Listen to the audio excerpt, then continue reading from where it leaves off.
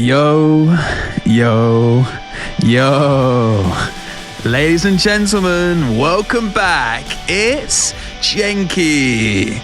And today we have an awesome episode. I mean, it's episode 99, which is massive. But guys, we have Jackson Wang. That's right, guys. Jackson Wang has just dropped an album called Magic Man 2, which we are so buzzing to react to today. In particular, we're going to react to the music video, Made Me a Man, and then I'm going to kind of go through Spotify, listen to a snippet of each song, and I've made some notes, and I'm just going to kind of go through and kind of review each song on the album, do a little mini review for each song on the album, and then do like a overall running themes at the end. So yeah, Jackson Wang crazy today, all right, guys? This is going to be good. I love Jackson Wang. He's such a creative guy. He's got such a crazy creative vision as well. So without further ado, ladies and gentlemen, welcome to the Jenkii Show! Oh yeah, Jackson Wang time. This is Jackson Wang, Made Me a Man. Oh wow, okay.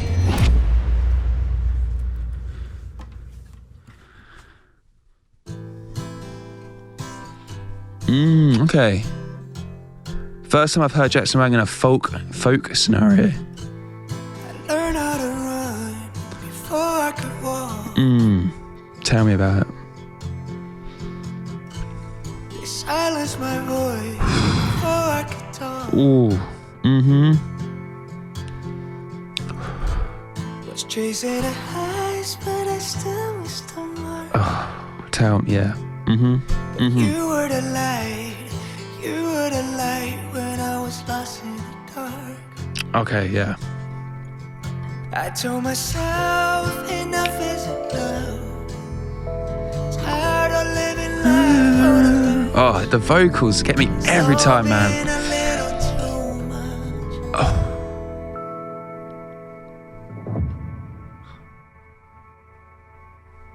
Oh wow, this is trippy, man. This is trippy. This is giving me psychedelic vibes, and I am loving it, if you can't tell.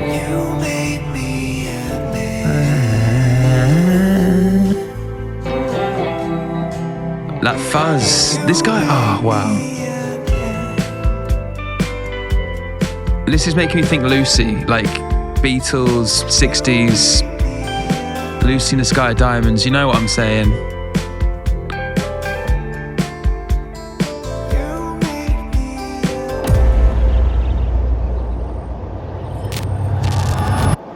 Oh. Ooh, oh wow. Bad trip.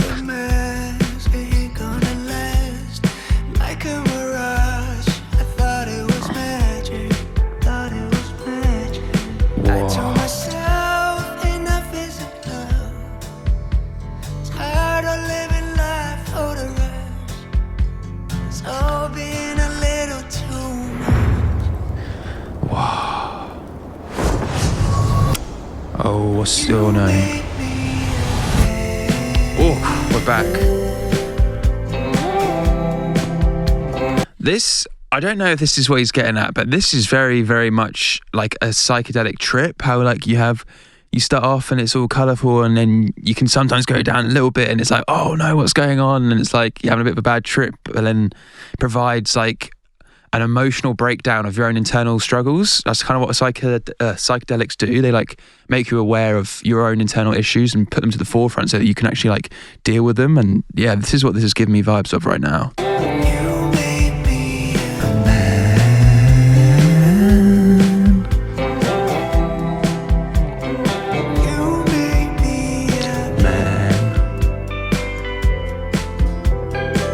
But yeah, this is relatable.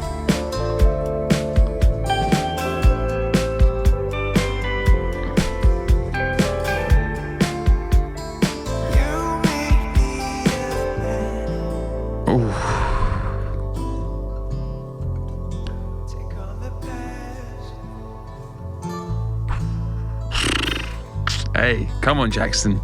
Get it out, boy. Oh, take off the mask, man. Be honest with who you are. Love it. Live the magic. I can feel the magic.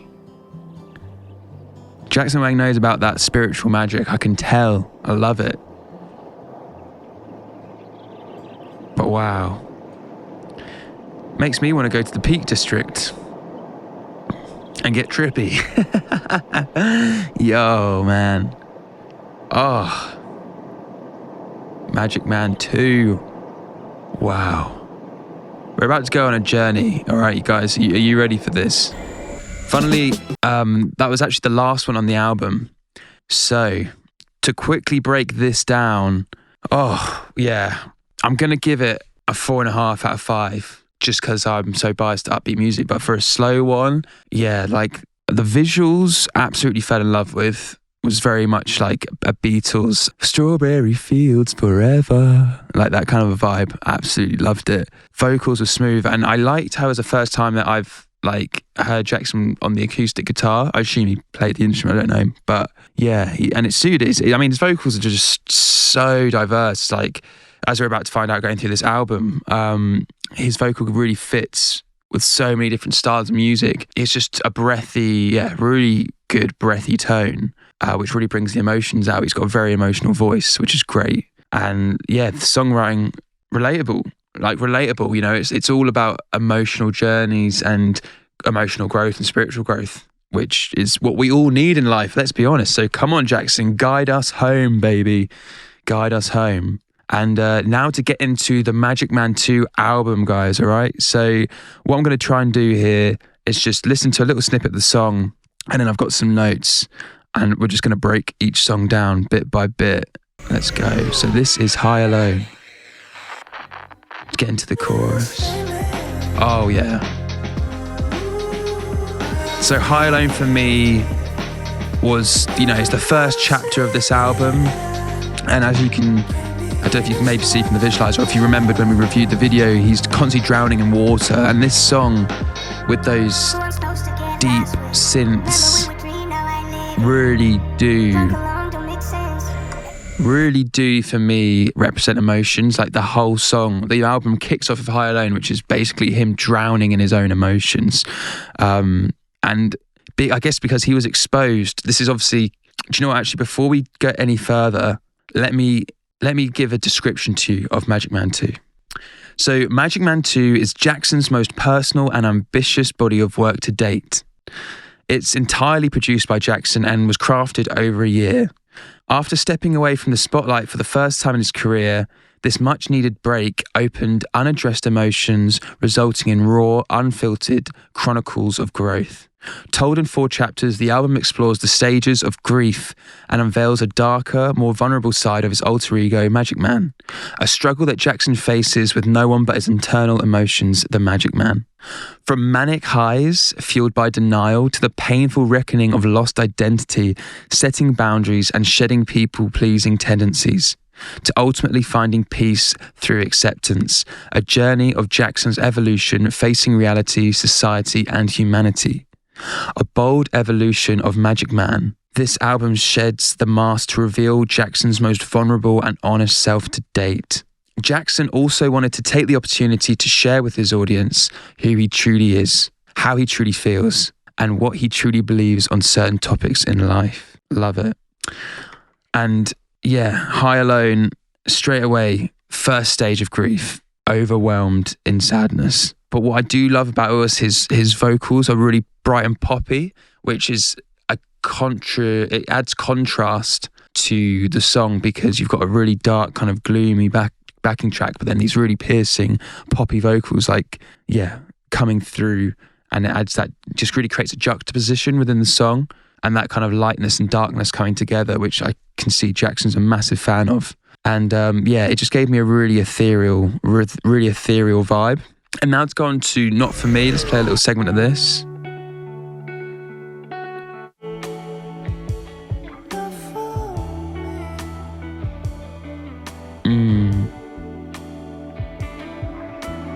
Human, I just need something human. What the forget my tune. Oh yeah. A puppet on strings.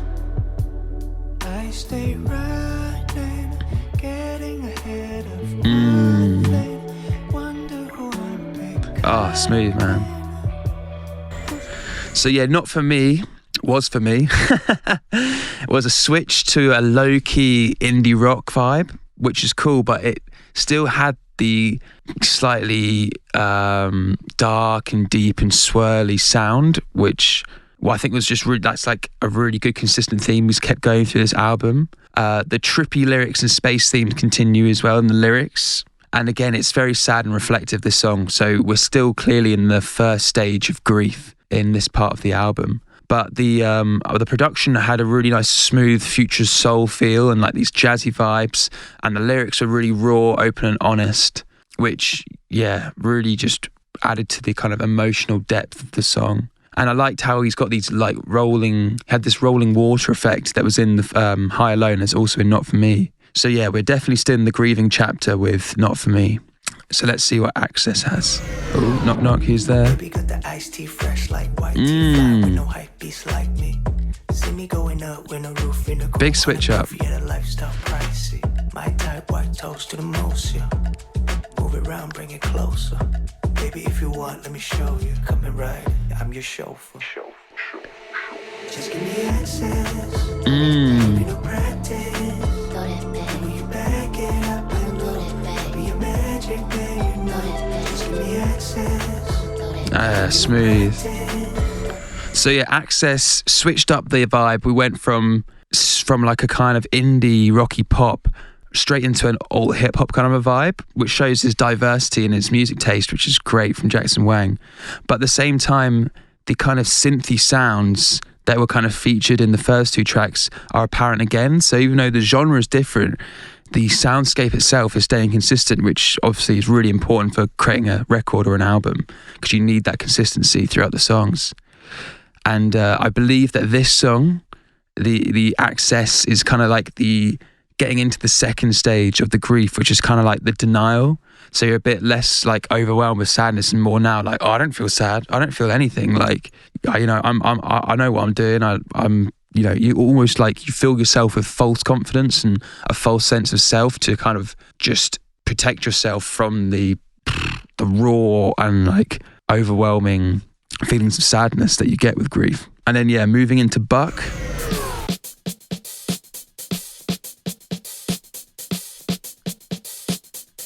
More hip hop vibes. Say you wanna dance. Say you wanna dance. Say you wanna dance.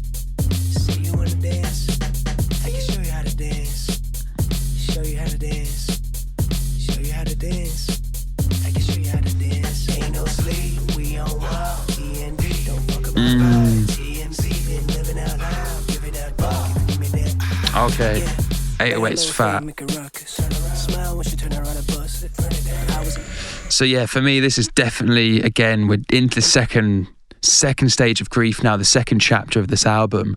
And yeah, it's definitely, you can feel the denial. You can feel that at this point here, the emotion is kind of being reduced. And it's more of like a, I can do what I want vibe, more of like a slightly hardened version of Magic Man.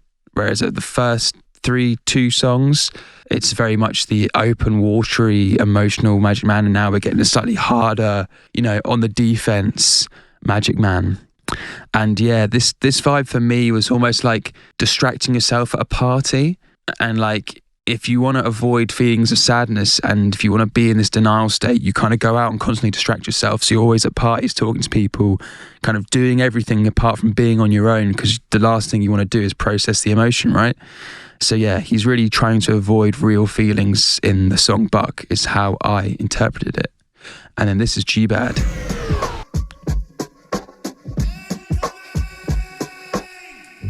Life is great.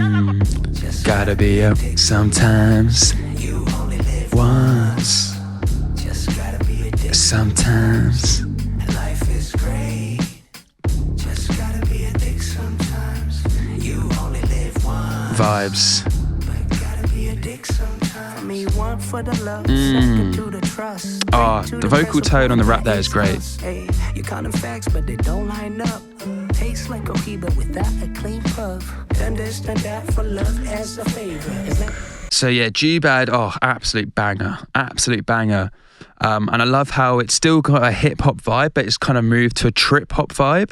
Again, tying in with Made Me a Man at the beginning, giving those like slightly a psychedelic-y feel, which I absolutely loved. And yeah, G-Bad is almost, for me, the more extreme version of Buck. Like in Buck, you're kind of like in denial, whereas in G-Bad is like, you got to be a dick. Like you got to be, you know what I mean? You've got to embrace your dark side, or else you're just going to let people take advantage of you your whole life, especially within the entertainment industry, because you've always got agents and managerial people kind of scouting talent and trying to like take advantage of the talent and basically turn them into some sort of commercial symbol without actually paying them for the work that they're doing.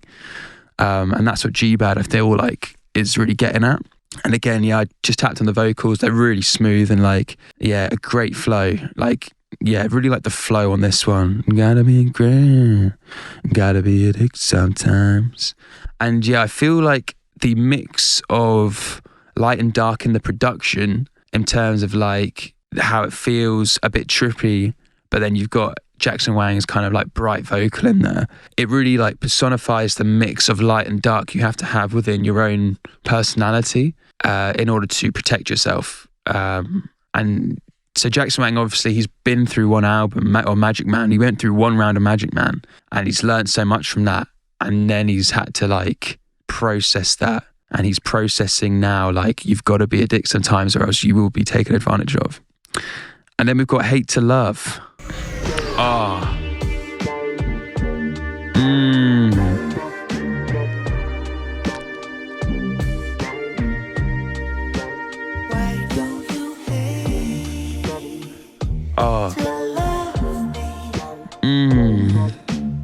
Definitely into that. I feel like the third chapter here,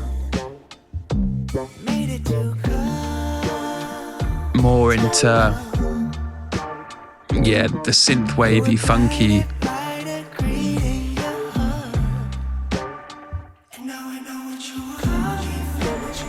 But yeah, Hard to Love.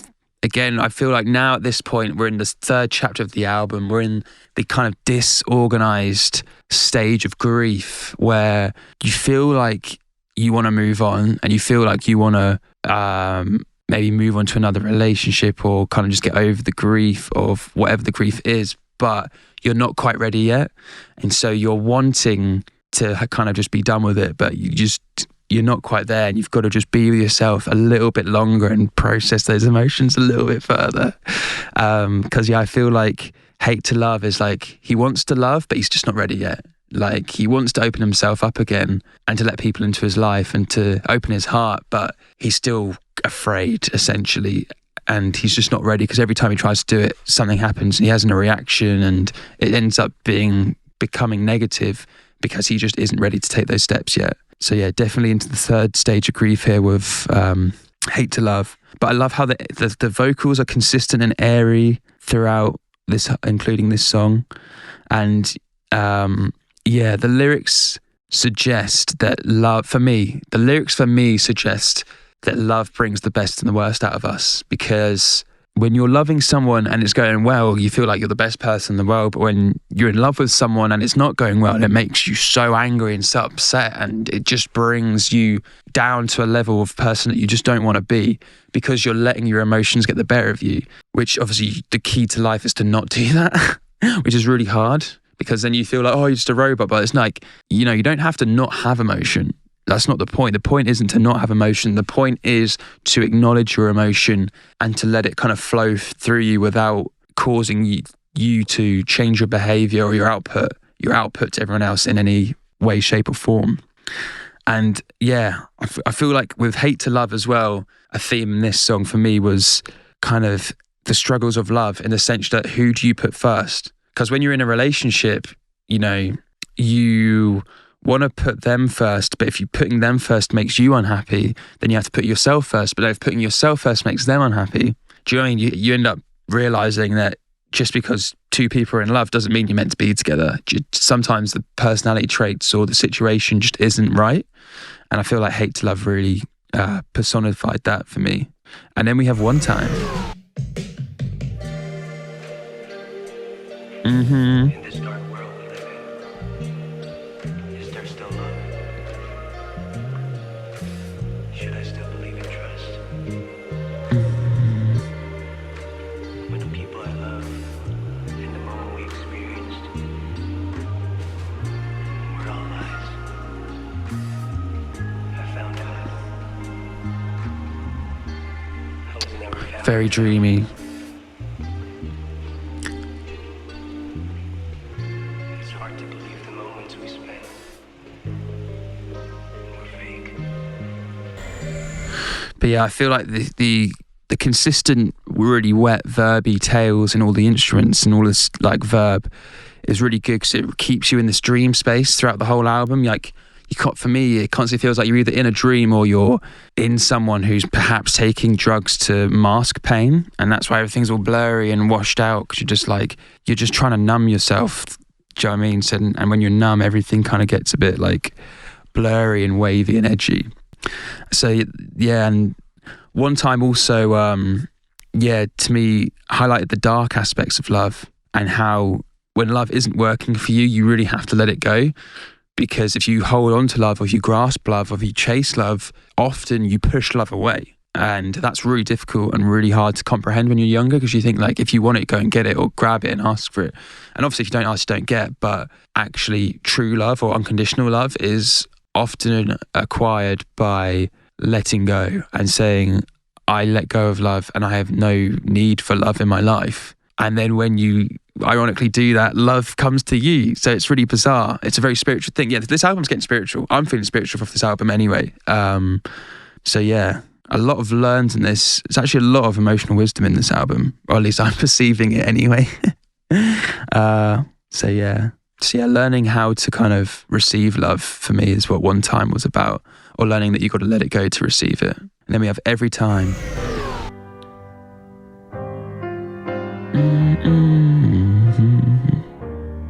I know it all,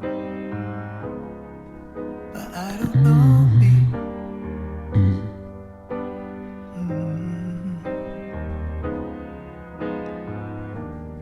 I'm falling down.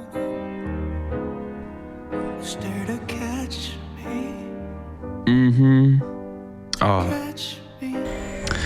Yeah, everything. Like for me, like a dark poppy R&B vibe. The lyrics for me was just calling after that special someone. Like again, you're just longing. We're still in this disorganized chapter of the album, of this disorganized part of grief, and you're just longing and hoping that you'll get back to a place that you were. When actually at this stage in grief, you're actually nearly there, but you just don't realize it yet. You know, you're so close to like getting over it, but you just don't feel like it. You feel like you're still like a million miles away. You feel like there's no light at the end of the tunnel, and actually you probably are so much closer to light than you realize. So yeah, it was all about, for me, the feeling of chasing a good feeling and trying to escape from the internal battles. And the way the mind often does that is through disassociation. And I've actually had disassociation when I was like 20 years old. So I totally get like this feeling that Jackson's getting at, of like where your mind just shuts down emotional responses in order to protect you. And that just makes everything go numb and dull and grey, which is to me what this Everything song is, what I imagined when I heard it. It's the feeling of when your life just turns grey.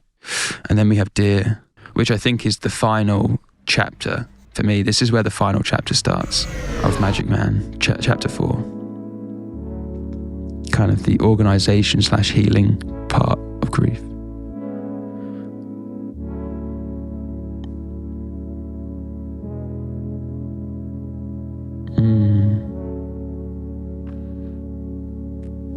And I love in this, I think it's about to pop up, but he has like, I think, family messages. Hey.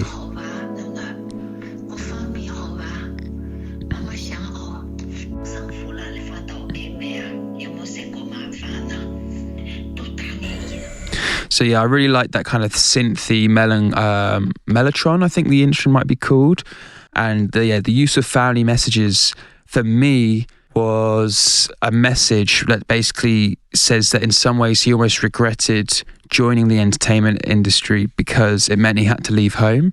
And now he's always on the road, always in the studio, always working away from home, and he hardly gets to see his family anymore. That's kind of what I got from it. And the kind of how stripped back the production track was in terms of just like, a few vocal layers and a mellotron kind of really got into that like raw emotional feeling even more for me. And what's good about this is that, and what makes me think that this the final chapter of Magic Man starts, and the final chapter of Getting Over Grief starts, acceptance or reorganizing your life, is the fact that he's asking his family for help in the lyrics. So here he's finally like, okay, I know now that I've been in a bad place for a while, and now I need to ask for help and let people in, which is the final stage of getting over grief. Yeah, it's great that he, at this stage in the album, is now getting better, essentially. And then this is Sophie Ricky. Good vibe instantly.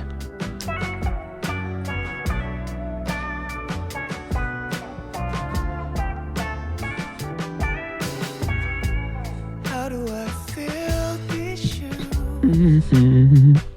The weight of all your sacrifices gave me a gift that's priceless. I can feel he's getting happier here, Still kind of low-key, melancholy, but I can feel hope. I can feel hope in this song. Oh my goodness. Right, guys, I'm going to have to wrap this up real quick. I didn't realise how long I was taking. And then we're back to Made Me a Man. So the one we just listened to was Sophie Ricky, which is acoustic pop, a 60s style, lo-fi drums, accepting the love and growing from it, and getting over the emotional scars and the internal defense mechanisms. And then Make Me a Man, again, acoustic folk vibes, synth gels with the rest of the record, being honest with being honest with yourself and no more masking the internal struggles, making peace by letting someone into your life. So the album ends with a positive outlook on personal growth and emotional development and management. And consistent themes I noticed throughout the album was water, which represents emotional pain, the synths, which gives this future dreamy kind of vibe. The verb, again, made it feel like you were in a dream or someone was like on drugs to mask pain. His vocals were consistently, raw, which really, you could really feel the pain and desperation in the vocals. And the lyrics told the story of his emotional struggles and his emotional journey. So yeah, the 4 stages of grief were overwhelming sadness and numbness, denial and attitude, disorganized yearning, and an organized rebuilding of emotions, asking for help and being ready to receive love again. So ladies and gentlemen, thank you so much. This has been episode 99 of The Jenkii Show. Come back for episode 100 of The Jenkii Show. We'll see you next time. Good night. Boom. Woo. Thank you for subscribing, listening, downloading this episode, downloading this episode. Tell your friends, guys. Love you so much. Boosh.